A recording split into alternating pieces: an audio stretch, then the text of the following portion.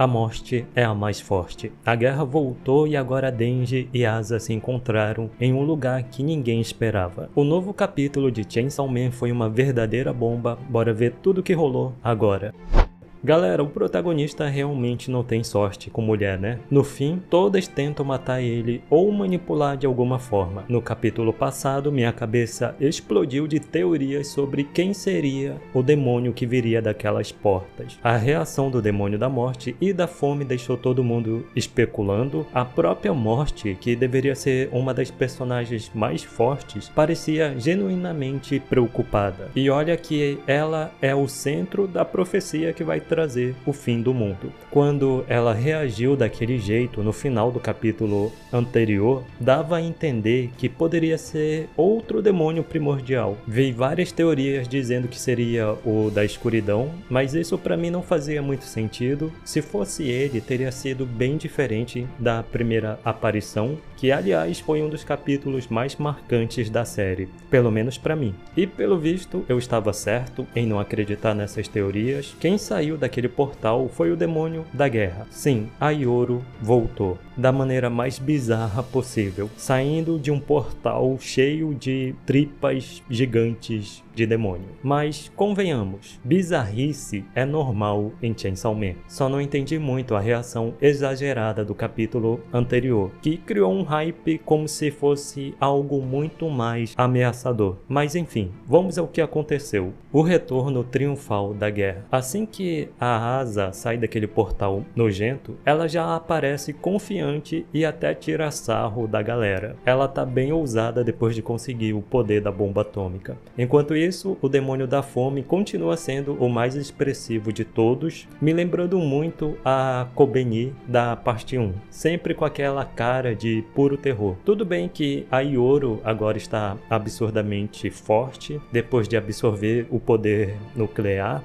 Mas aí fica a pergunta, o demônio da morte não deveria ser mais poderoso que o da guerra? Por que ela não resolve logo isso de uma vez por todas? Até agora a gente só viu ela deixando os lacaios agirem por ela. E é aí que vem uma das cenas mais surpreendentes do capítulo. Antes de começar a pancadaria, a morte faz uma oferta completamente inacreditável. Ela se dispõe a deixar a Ioro transformá-la em arma. E não para por aí, ela também oferece a fome e o próprio Chainsaw Man como armas. Sim, você ouviu certo. A morte aceitaria não resistir e se transformar em arma, desde que a Ioro voltasse para o inferno e não causasse mais problemas na Terra. Como já vimos em capítulos anteriores, a morte se apegou aos humanos, ou pelo menos aos colegas de classe dela. Ela não está mais tão interessada nesse lance de fim do mundo. Se fosse por ela, continuaria indo para a escola tranquilamente e comendo igual doido. Mas agora que a profecia começou, não há muito o que fazer. Quem diria que o demônio da morte estaria disposta a se sacrificar pelos humanos? Mas claro que nem todo mundo concorda com essa proposta pacífica.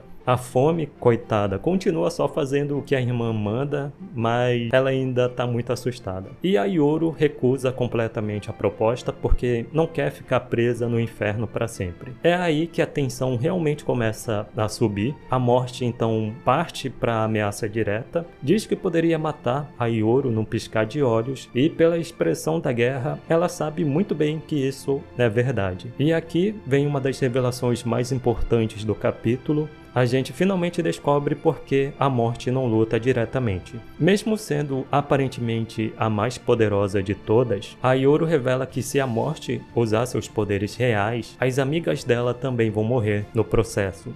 O poder da morte é tão devastador e incontrolável que afeta toda a forma de vida ao redor. Ela literalmente não consegue usar suas habilidades sem atingir pessoas inocentes. Esse é o motivo dela ter ficado na retaguarda até agora, deixando os outros demônios fazerem o trabalho sujo. É uma limitação brutal, mas que mostra o quanto ela se importa com os colegas que ela conheceu. Isso explica muita coisa sobre o comportamento dela nos capítulos anteriores, mas eu ainda tô com vontade de ver ela fazendo realmente algo grandioso. Quero quero ver ela no auge do poder e não ver a personagem se segurando o tempo todo. Mas a Yoru não está interessada nem na morte nem na fome. Ela quer lutar contra o Chainsaw Man. Declara guerra contra ele para decidir de uma vez por todas quem é o mais forte. E faz sentido. Cada um já tem uma vitória e uma derrota no histórico. Agora é o desempate final. Se a Yoru ganhar, fica com o mundo e com Chainsaw Man como troféu. Agora, se o Denji ganhar, bem, ele fica com o mundo, o que na prática não é nada. Ele vai só continuar vivendo a vida dele normalmente,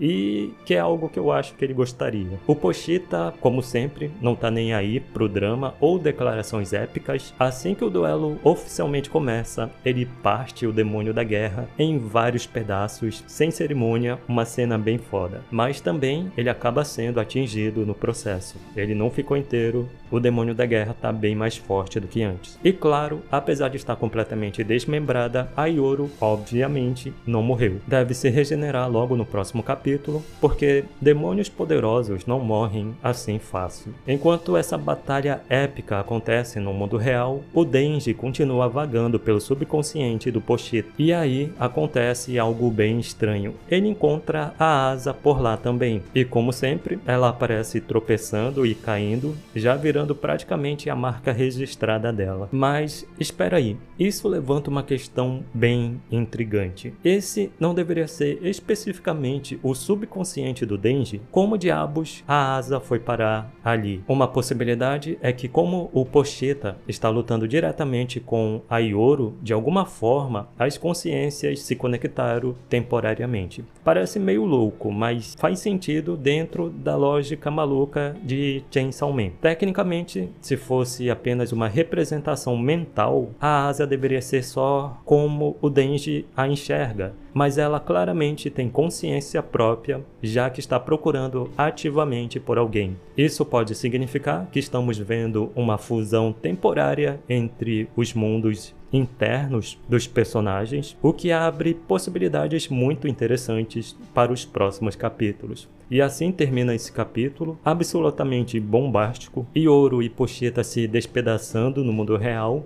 enquanto Denji e Asa se encontram nesse lugar misterioso entre consciências. As coisas estão ficando cada vez mais intensas e a sensação é que estamos caminhando para um clímax épico. A revelação sobre os poderes da morte foi sensacional e agora fico ainda mais curioso para ver como essa batalha vai terminar.